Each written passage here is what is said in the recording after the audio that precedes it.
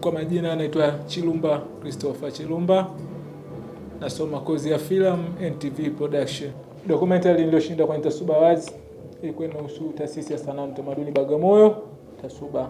Toka ilipoanzishwa, kutoka kwa kikundi cha ngoma mpaka kuja kusimama kuwa taasisi. Kutoka kambi ya sanaa hadi kuwa taasisi iliyojaa sifa barani Afrika.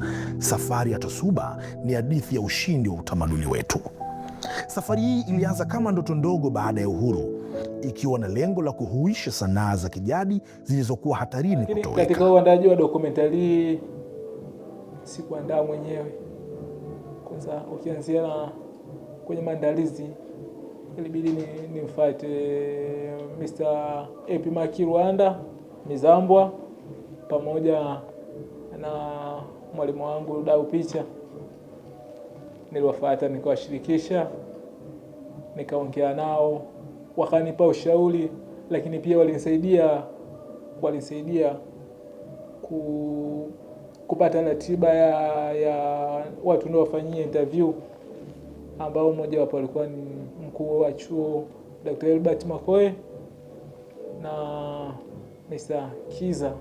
Wao ndio walikuwa mstari wa mbele kuhakikisha zile interview zinafanyika vizuri, lakini tulipitia changamoto nyingi.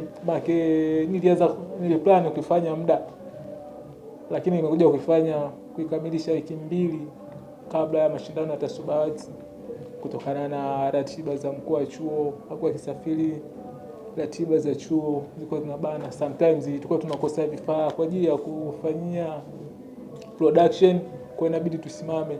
Kuna muda nilikuwa nakosa PC ya kueditia.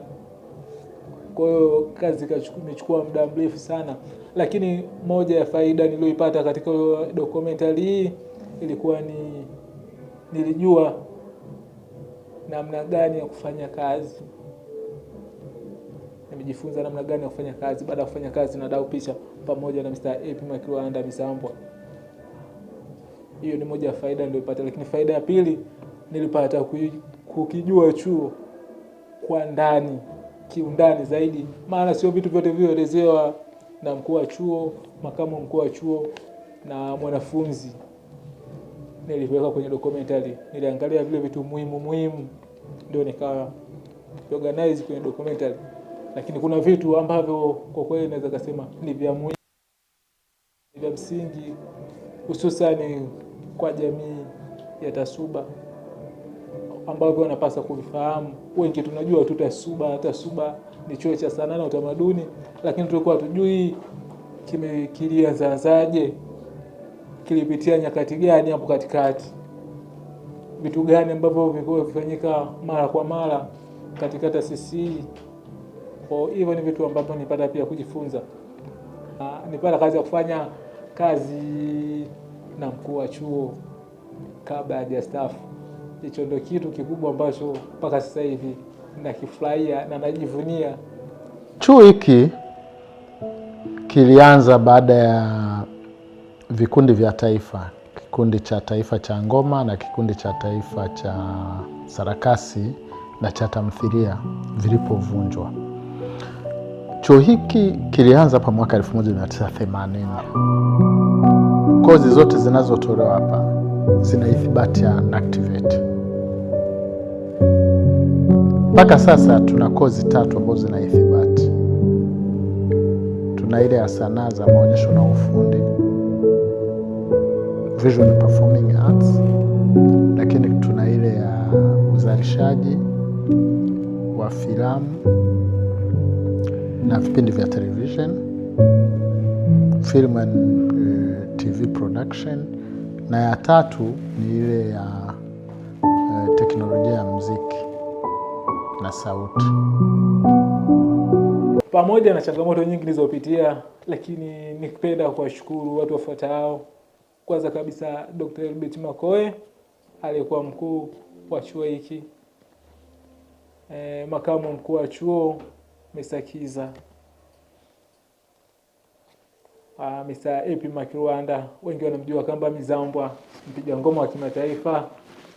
Huyu ndio alikuwa in charge wa kila kitu. Huyu ndio alihakikisha kila kitu kinakaa sawa, kuanzia kwenye wazo mpaka kwenye post production. Kwa hiyo shukrani sana brother. Lakini sijamsahau mwalimu wangu Dau Picha. Wengi tunamjua kama Dau Picha. David Ndosi.